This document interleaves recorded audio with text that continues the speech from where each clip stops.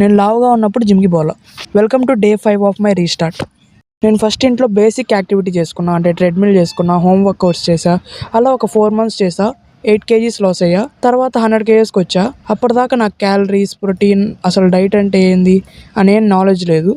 Just తినే ఫుడ్ని కంట్రోల్లో పెట్టా, తగ్గించి తిన్నా. తర్వాత జిమ్కి పోవడం స్టార్ట్ చేశా. ఎప్పుడైతే జిమ్కి పోవడం స్టార్ట్ చేశానో అప్పటి నుంచి నాకు క్యాలరీస్ అంటే ఏంటి, ప్రోటీన్, ఫైబర్, ఫ్యాట్, కార్బ్స్ ఇవన్నీ నా బాడీకి కావాల్సినంత తిని ఒక క్యాలరీ డెఫిషియెంట్లో తిన్నా. రోజుకి 1.5 hour cardio and 1.5 hour strength training చేశా. నేను చేసిన పెద్ద తప్పు ఏంటంటే అది ఇదే. ఎందుకో చెప్తా. హెవీ కార్డియో చేయడం వల్ల నేను మజిల్ లాస్ అయ్యా.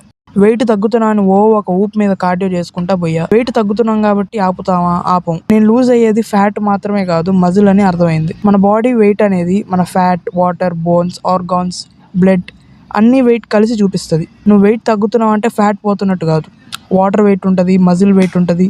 కాబట్టి నేను చేసిన తప్పు మీరు చేయకండి. వెయిట్ లాస్ కాదు, ఫ్యాట్ లాస్ చేసుకోండి. అది ఎలా చేయాలో చెప్తా, అకౌంట్ని ఫాలో చేసుకోండి.